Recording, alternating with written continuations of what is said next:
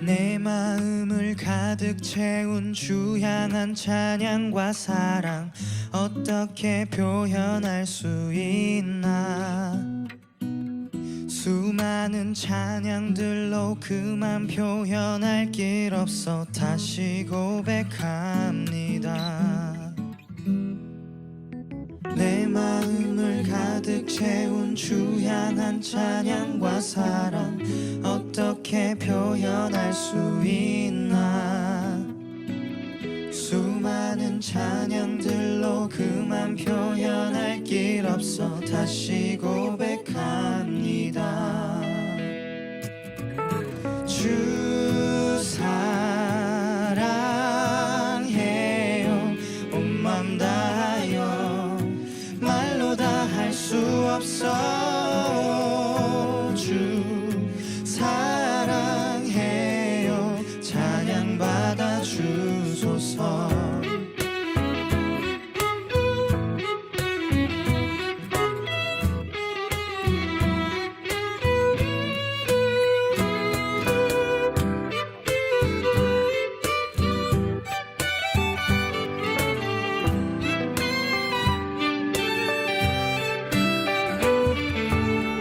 수많은 멜로디와 찬양들을 드렸지만 다시 고백하기 원하네. 주님은 나의 사랑 삶의 중심 되시오니 주를 찬양합니다. 주 사랑해요 온 맘 다하여 말로 다 할 수 없어. 주 사랑해요 찬양 받아 주소서.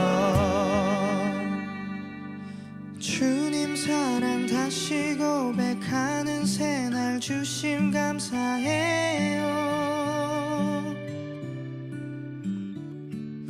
주님 사랑 다시 고백하는 새날 주심 감사해요. 주님 사랑 다시 고백하는 새날 주심 감사해요. 주님 사랑 다시 고백하는 찬양 주심 감사해요. 주 사랑해요 온 맘 다하여 말로 다 할 수 없어.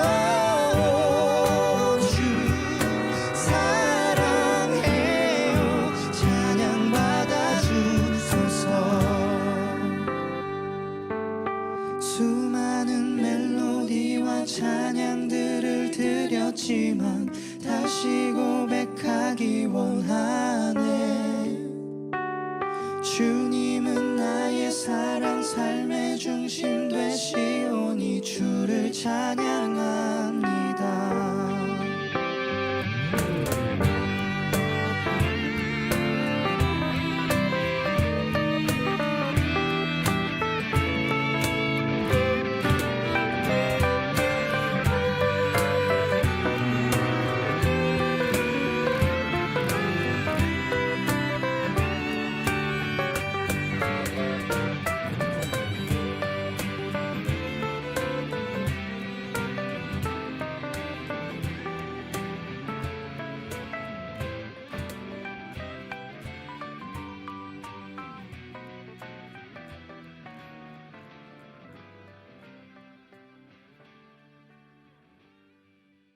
오늘 빌립보서 2장 1절부터 11절까지 말씀을 같이 보았습니다. 빌립보서 2장 1절부터 11절까지 말씀에서 예수 그리스도의 마음이 어떤 마음인가, 예수 그리스도의 마음을 품어야 된다, 이렇게 이야기를 했어요.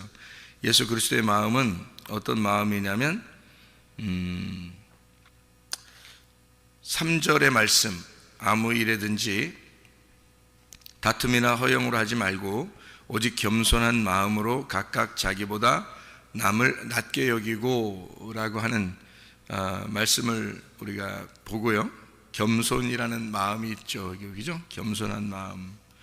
그래서 5절에 그리스도의 마음을 우리가 품어야 된다. 그게 예수의 마음인데 6절에 보니까 근본 하나님의 본체시지만 하나님과 동등됨을 취할 것으로 여기지 아니했다. 그래서 자기를 비워서 종의 형체로 오셔서 복종하셨는데 십자가의 죽으심까지 복종했다. 이제 이런 말씀이 여기에 나와 있는 그런 말씀입니다.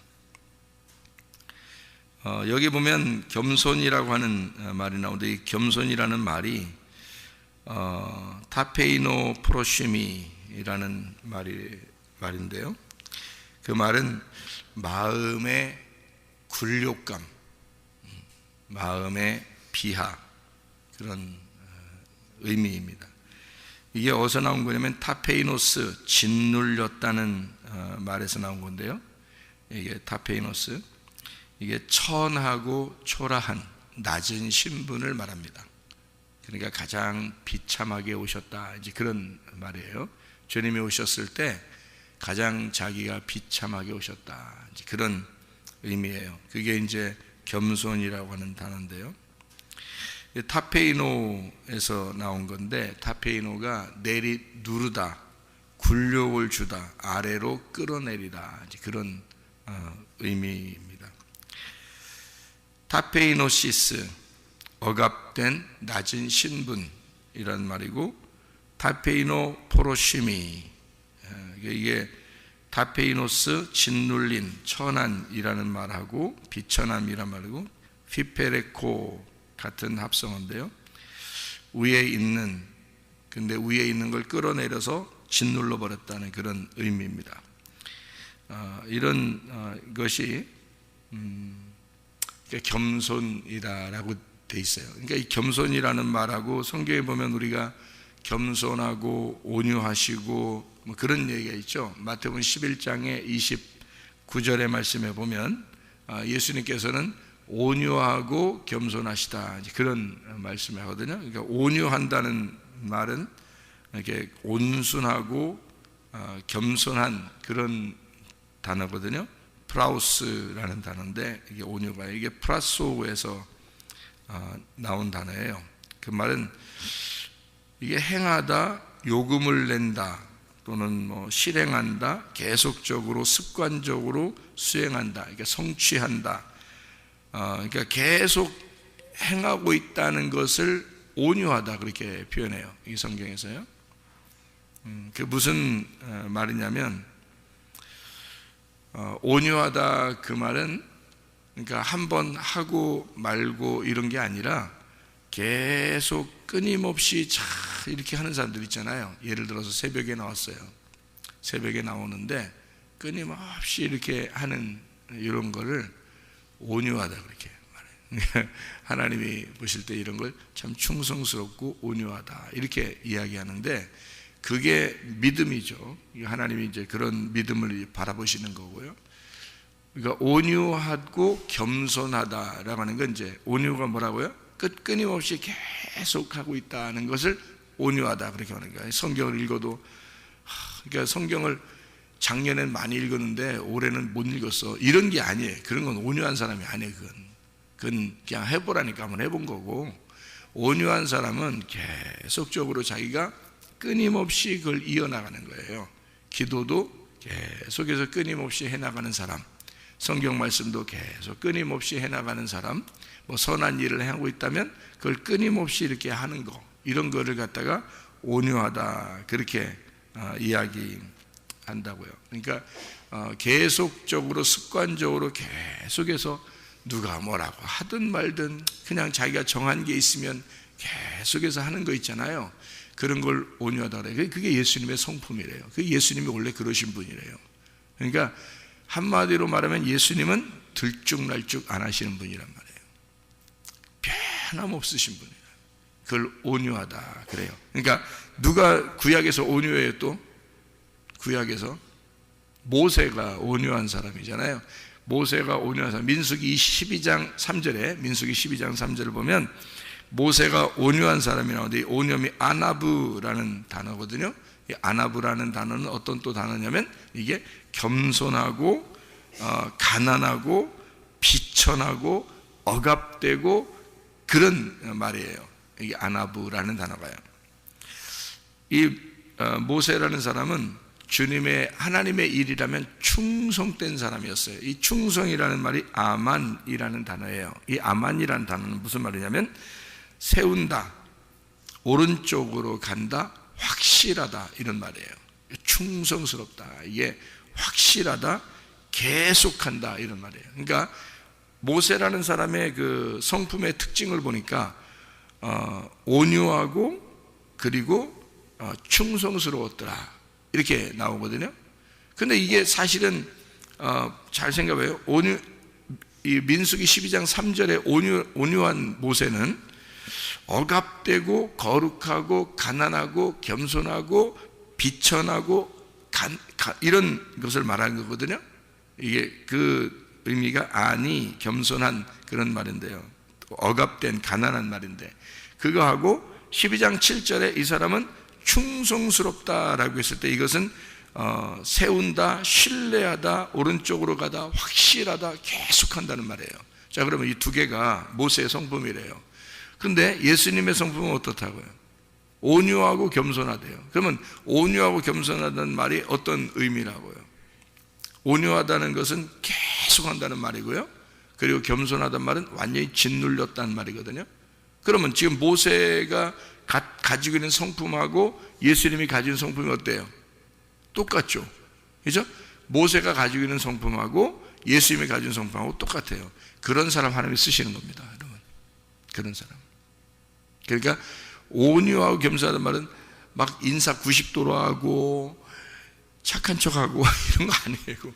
그런 게 아니고, 옛날에 보니까 어떤 교장 선생님이 우리 교회 다니셨는데 인사를 90도 이렇게 인사 90도. 그러니까 어린애 아이들한테도 인사를 90도. 왜 하십니까? 그랬더니 왜 그렇게 90도 인사하세요? 우리 교회 처음 이제 한 번만 딱 그렇게 하셨는데 왜 그렇게 하셔요? 그러니까 어린아이, 그러니까 교장 선생님이니까 어린아이들에게도 교육을 이렇게, 그러니까 교육을 습관적으로 교육을 이렇게 시키기 위해서 어린아이들이, 우리 교회에서 인사 잘 안 하는 어린아이들은 이 교장 선생님한테 눈에 딱 벗어나는 거예요. 인사 잘해야 돼. 그 교장 선생님한테는 인사를 잘해야 돼. 지금 돌아가실 때가 됐나 잘 모르겠는데 그렇게 하시는 분이에요. 그러니까 인사를 잘 이렇게 하는 거를 강조하시는 분이거든요. 예의가 뭐 대단한 분이에요. 그래서 저를 볼 때도 어린아이들을 볼 때도 인사를 90도 이렇게 그렇게 하시거든요. 상당히 겸손하지 않았습니다. 상당히 겸손하지 않았어요. 그 말이 무슨 말이냐? 아이들한테 진짜 겸손하다면요 90도 안 하고 45도 정도 인사해도 돼요. 아이들한테 예를 들어서 15도만 해도 돼. 아이 인사 고개 안 숙여도 돼. 그냥 안녕 이래도 돼요. 문제는 아이들하고 같이 마음을 같이 해야죠. 그죠? 아이들하고 마음을 같이 하는 게 그게 겸손한 거지. 생각해 보세요.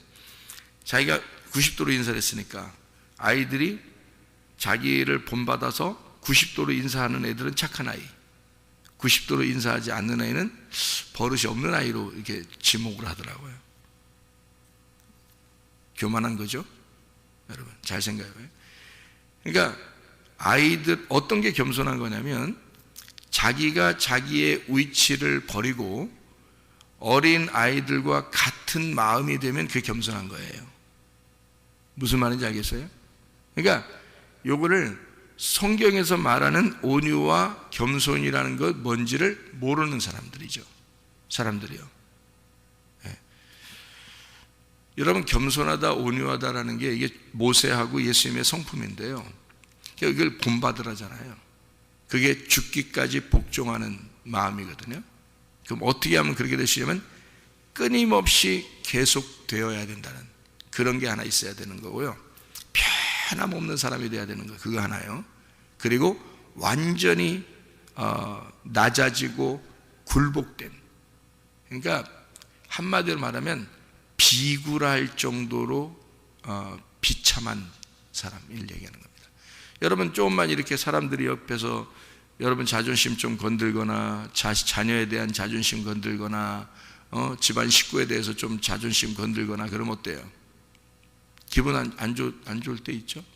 예. 그거는 겸손하거나 온유한 게 아니에요.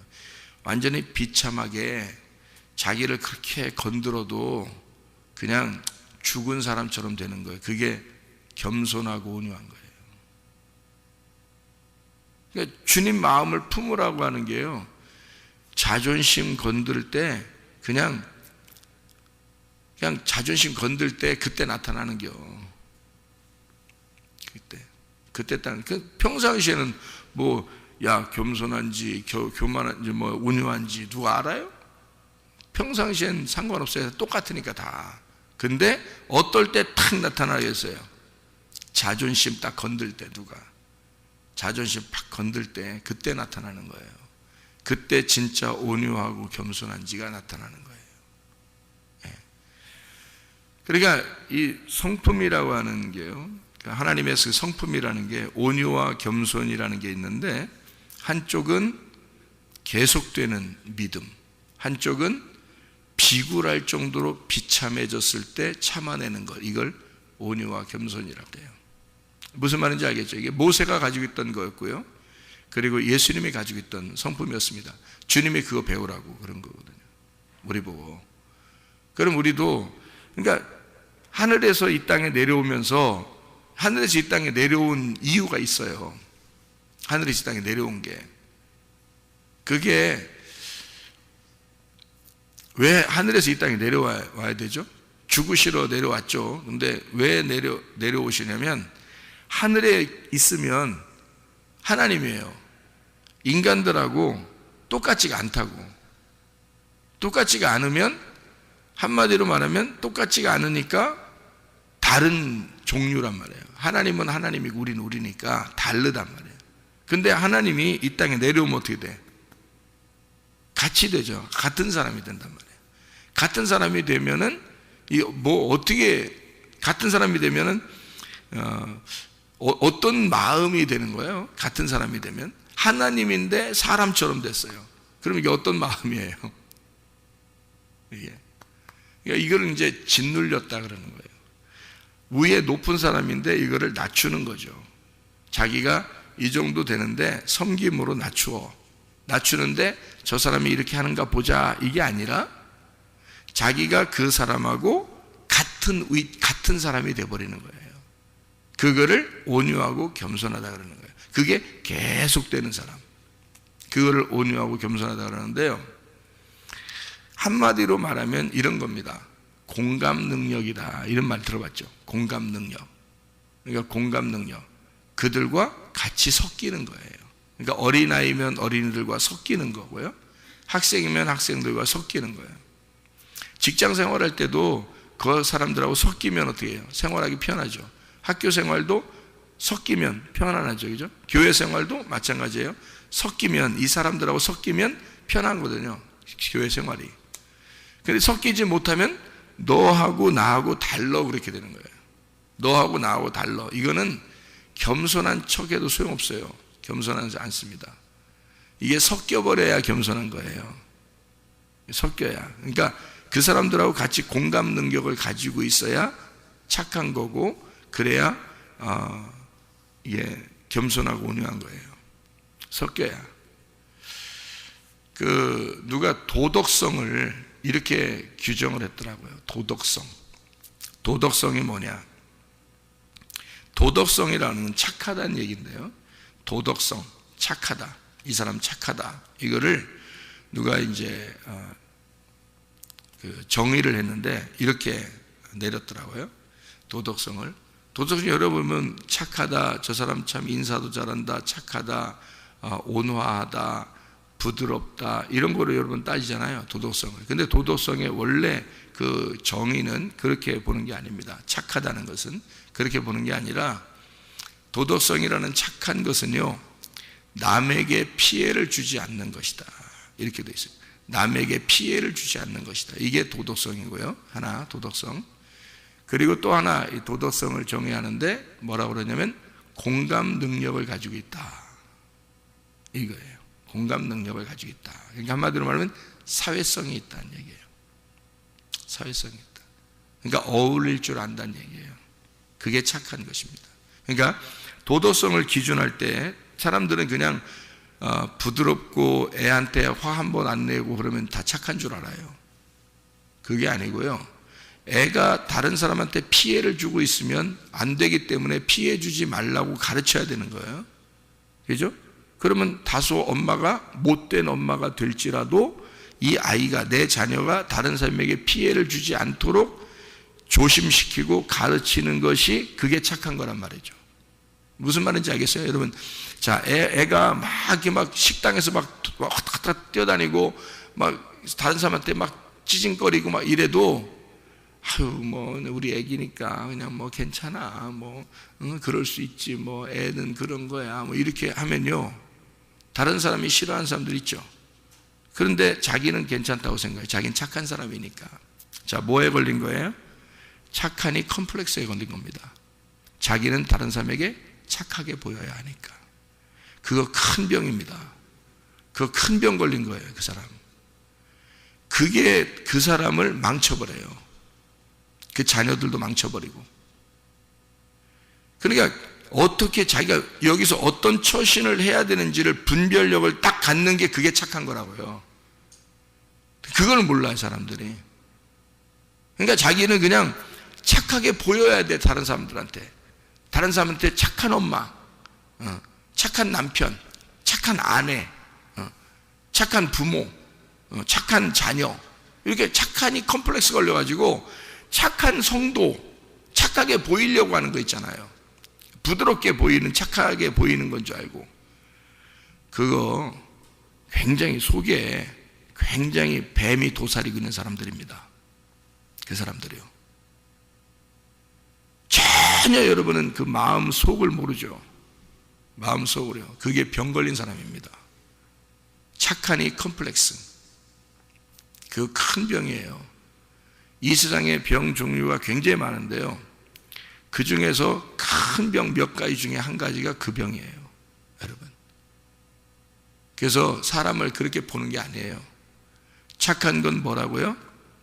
도덕성이라는 건 사람들이 다 도덕성을, 이 세상에서 규정을 내린 게 있어. 도덕성은 이런 거다라고 교육학 박사들이 도덕성은 이것입니다 라고 정해놓은 게 있어.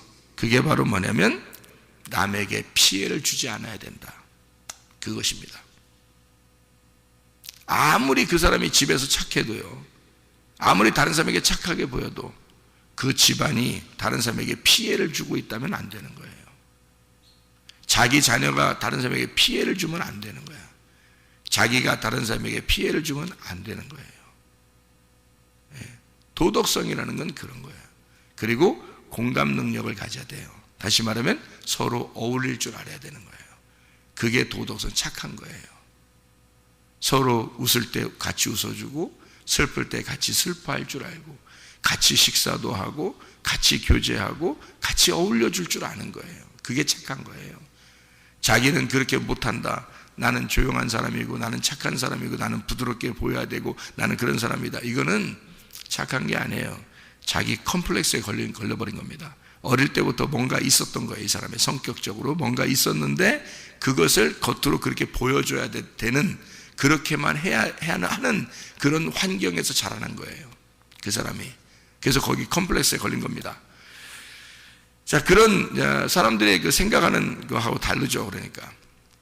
그러니까요, 누가복음 15장에 보면 그 잃은 양 드라크마 탕자에 비유해서 탕자가 돌아오게 됩니다.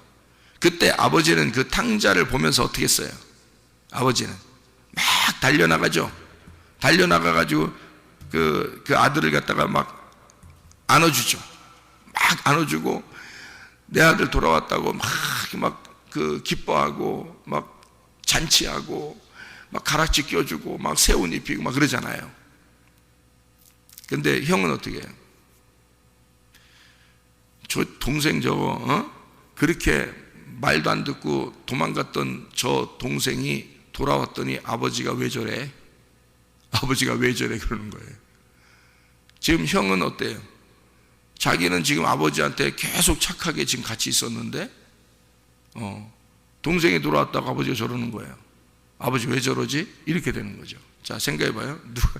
이 형이 지금 공감 능력이 있어요? 지금 공감 능력이 떨어져요? 공감 능력이 떨어진단 말이에요. 지금 아버지가 아들한테 왜 저러는지를 알았어야 된단 말이에요. 그게 착한 거라고. 근데 그 마음을 몰랐던 거예요. 아버지 마음하고 공감이 안 된 거야. 그 동생하고 공감이 안 되는 거예요. 그러니까 자기는 진짜 착한 거야. 평상시에 아버지에게 순종하고 집에서 한 번도 떠나본 적이 없고 아버지 말씀에 100% 다 순종했던 사람이에요. 이 형이요. 그런데 뭐가 떨어진 거야? 아버지 마음을 모르는 거예요. 공감 능력이 떨어졌단 말이에요. 이러면은 착한 게 아니란 말이에요. 도덕성이 결여됐다고, 그 형이.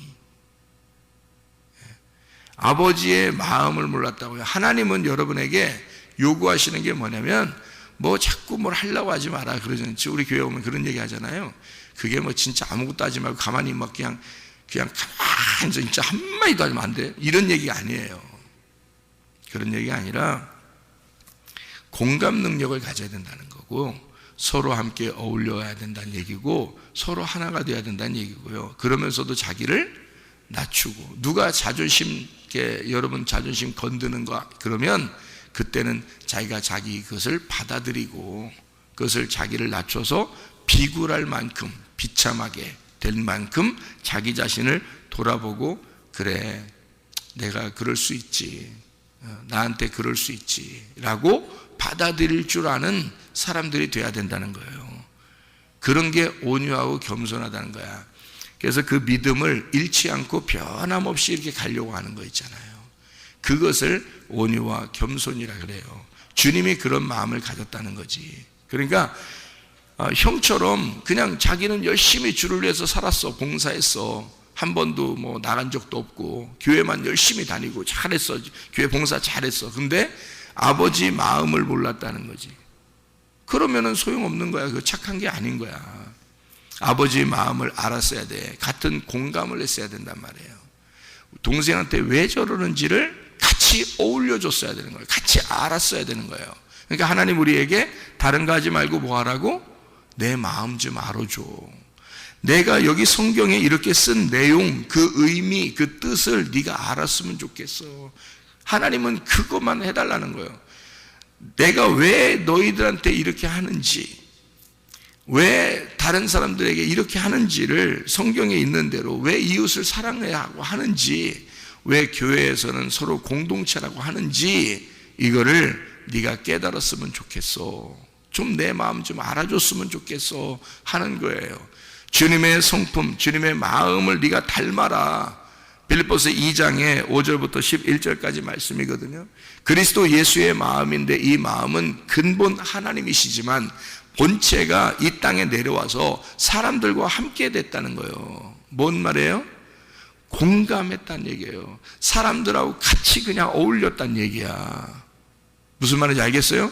교회에서 이런 마음을 품으라는 얘기야. 자기 혼자 잘났다는 그러지 말고, 자기 혼자 나는 원래 성격이 이래, 뭐 나는 그래도 착한 사람이야, 난 원래 이래, 그러니까 나 그냥 내비둬, 나 하는 대로 그냥 가만히 둬, 이게 아니에요. 그건 착한 사람이 아니라고. 착한 사람은 예수님의 마음처럼 서로 어울리고 서로 공감하고 그 사람의 슬픔을 이해해주고 그 사람의 기쁨을 같이 이해해주고 그 사람의 마음을 이해해주는 거예요. 교회가 어떻게 진행하는지, 우리 교회가 어떤 교회인지, 이 교회는 특성이 어떤 건지를 제대로 파악을 해서 잘 이해해서 같은 생각을 갖고 같은 말을 하고 같은 판단을 내려서 같이 움직일 수 있는 사람들이 돼야 된다는 거예요. 그게 온유하고 겸손하다는 겁니다. 그게 착하다는 거예요. 교회에서의 착함은 그런 거예요. 같이 어울리고 같은 생각을 갖고 같은 말을 하고 같은 판단을 갖는 거예요. 아니 목사가 이건 이래야 돼 그랬더니 이 사람은 아유 목사님은 원래 성격이 그래 그냥 근데 우리는 이렇게 해도 돼. 이게 뭐요? 그거 안 되는 거예요. 그거 같은 생각 같은 판단을 내려야 된다니까요. 그게 어울리는 거라고. 그게 공감을 하는 거라고. 그러니까 말씀적으로 이렇게 해야 되겠다 이렇게 해야 되겠다. 예를 들어서 내가 어떤 학생을 이거 요즘 학생들이 말이야 일이 안 되는데 어떤 학생이 막 되바라졌어. 너무 막무가내야. 그러면 목사님이 혼냈어요. 혼냈더니 착하니 컴플렉스 걸린 사람은 어떻게 하는지 알아요? 응? 그 학생한테 가서 이제 목사님이 직접 그 학생한테 가서 얘기하면은 혼내고서 금방 얘기하면은 어떻게 생각할지 모르니까 다른 사람을 이제 보냈어. 이렇게 보내가지고 착하다고 생각하는 사람을 이렇게 보냈어. 보냈더니 이 사람이 가가지고 그 학생한테 한다는 말이 목사님 성격이 원래 그러셔. 그러니까 네가 이해해. 이렇게 착하게 얘기했어요. 그 학생이 이해하고 싶겠어? 안 하고 싶겠어? 이해 안 하고 싶지. 승질 났는데 지금 자기도 이해 안 하고 싶지. 그럴 때는 어떻게 얘기하게 되냐면 이렇게 하는 거예요. 이 사람이 목사님이 보낸 사람이잖아. 지금 목사님 마음은 어떤 거야? 혼내고서 마음이 안타까워. 지금 이 학생이 교회를 제대로 잘 나와야 되니까, 혼내고서도 교회를 잘 나와야 되니까 목사님 마음 속에 있는 마음이 왜 그랬는지를 알아야 되잖아. 그럼 그거를 중간에 이 사람이 가가지고 얘기를 해줘야 되겠죠. 목사님은 너를 진짜 사랑해서 그런 거야. 너 다른 사람 같으면 이렇게 혼내지도 않는다. 널 진짜 사랑하니까 혼내는 거야. 자, 이렇게 얘기를 전달하는 사람하고 네가 참어. 목사님 성격이 원래 그래. 네가 그래도 참아야 돼. 나도 옛날에 많이 참고 살았다. 자, 사람을 보냈더니 두 가지를 얘기해. 어떤 사람이 착한 거요? 어떻게 얘기해야 되는 거요? 이 학생이 어떻게 얘기했을 때 나오겠어요? 목사님 마음이 이해가 될 때 나오는 거야. 목사님 마음 이해하고 싶지도 않은데 나오겠어? 그래서 중간에 항상 웃으면서 이렇게 있는 사람 착하게 보여서 이렇게 보냈더니 그 사람 때문에 이 학생이 교회를 영영 떠나버렸어요. 이게 실제 있었던 일이야. 우리 교회에서. 그건 착한 게 아니야. 자기 혼자 착한 척 한 거야. 가가지고 자기 혼자 착한 척 한 거예요. 그건 공감 능력이 떨어진 겁니다. 목사하고 같은 마음이 아닌 거야. 알아요? 자기 혼자 착한 척 한 거야. 다른 사람한테.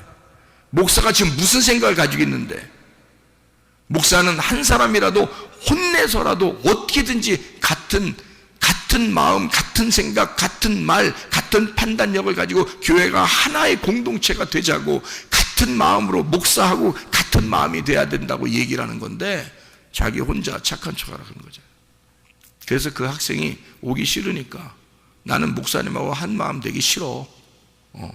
그래서 안 나왔어요. 지금까지도 안 나와요. 그 한 사람 때문에. 그건 착한 게 아닙니다. 마음을 모른 거죠. 목사의 마음을 이해했어야지. 왜 그랬는지, 목사는 왜 그랬는지. 우리 교회 아이들한테 어떨 때는 이렇게 하지 않아야 된다라고 얘기해요, 목사가.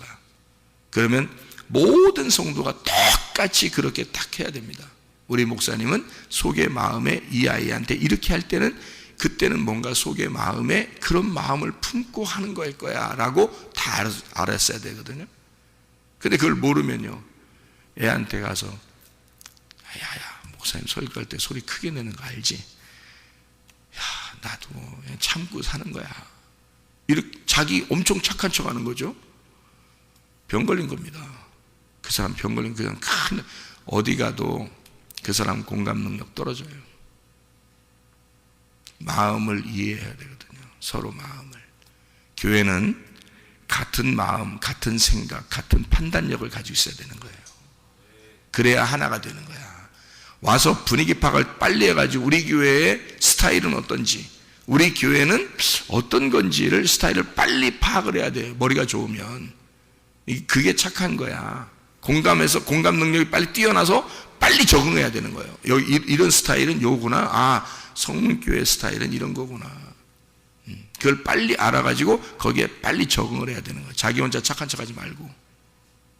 그건 착한 게 아니니까. 그거 다 아니까 나도. 그런 사람들은 경계합니다. 제가. 왜냐하면 착한 게 아니니까. 어느 날이라도 이 사람은 자기 혼자 착한 척 하다가 이건 무너져 내릴 사람이니까.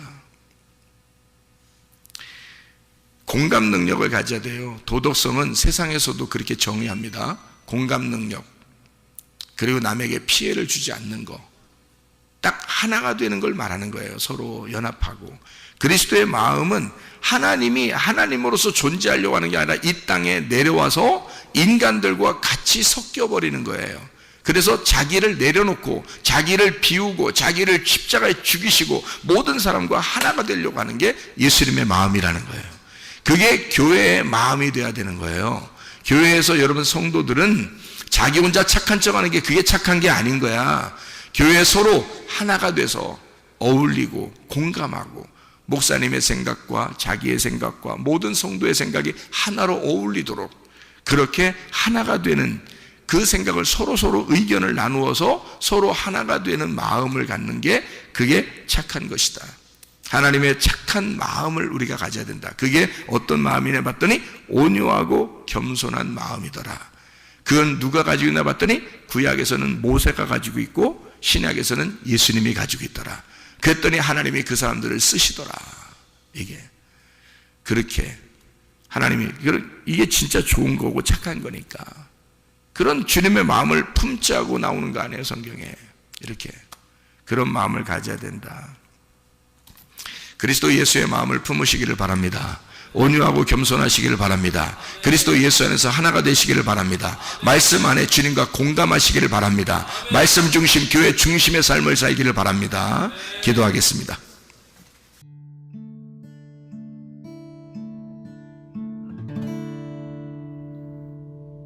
내 속에 내가 너무도 많아서 당신을 쉴 곳 없네. 내 속에 헛된 바램들로 당신을 변할 곳 없네. 내 속에 내가 어쩔 수 없는 어둠 당신의 쉴 자리를 뺏고 내 속에 내가 이길 수 없는 슬픔 무성한 가시나무 숲 같네. 바람만 불면 그 메마른 가지 서로 부대끼며 울어대고